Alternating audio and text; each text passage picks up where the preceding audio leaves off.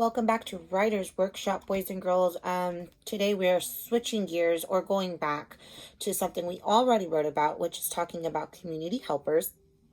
We are still doing informational writing, which means it's based on true facts. So you're going to have to go and find those facts for yourself through looking through nonfiction books, or you can search it up on the internet if you can have mom or dad or somebody that's an adult around you help you find that information.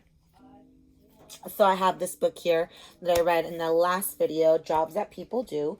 So we're talking about community helpers, but today I want you to draw about what they wear, because community helpers, most of them have a uniform or very specific clothes that they need to wear to do their job. So we are going to be looking at this. I want you to decide what community helper you're going to be doing. So here's a quick picture. There is a fireman and there's a police officer. And if you've seen them around the community, you see that they are all wearing the same thing. It is very important that they have specific clothing that they wear to do their job. So we're going to write about that today. All right, so here we go. This is journal entry number 20, end of the week, guys.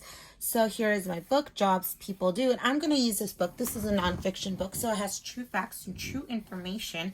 And today I want to talk about firemen and what they use. And this book specifically doesn't tell us much about what they wear, but I'm sure that you can go online or you can find another book. I believe there's one on Get Epic about firemen, and you can look up to see what is exactly the gear that they wear to protect themselves to be able to do their job.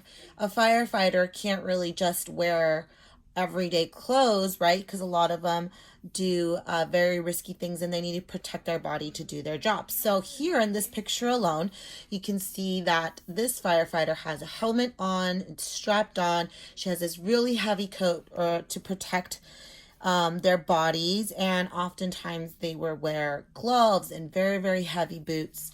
And sometimes they'll wear face masks and oxygen masks to protect their bodies from not inhaling things that they shouldn't be.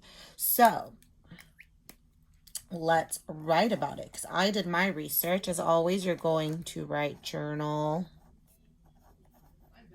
20, and you're going to write the date at the top, May 21st, 2020, and we are going to write about what they wear. So this is informational writing, so you are going to have to go find that information about whomever you want to write about. You might want to write about a doctor or a teacher or a pilot or a police officer, and you need to figure out what it is they wear.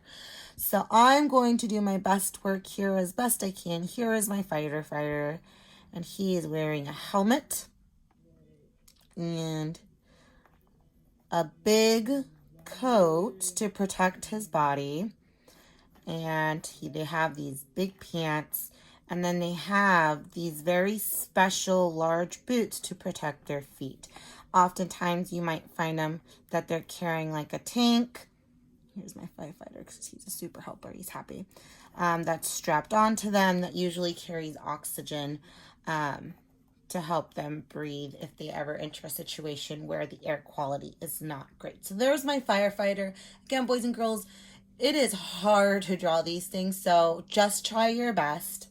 And you can always use labels. So this is his helmet. So if you are a TK friend, I would like for you to draw a picture of your community helper and label it. This is a gas tank. So if all you could do is the beginning sound, that's fine with me. The bottom, these are his boots. Boots. And this is his coat. So there we go. Now, if you want to challenge yourself, you're going to go ahead and try to sound out the rest of the word, or get an adult around you or somebody older than you that might have a little more practice spelling to help you spell out the word. So,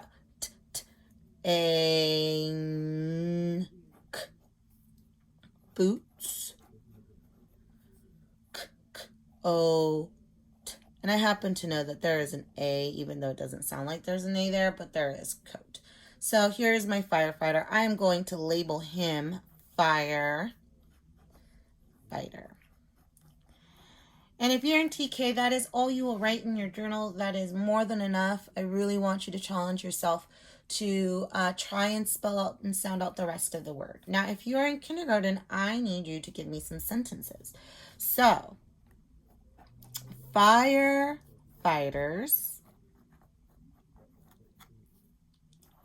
have, that's a sight word, special, sound it out or ask an adult, uniforms. They wear, there's that word, wear, helmets, boots, heavy coats,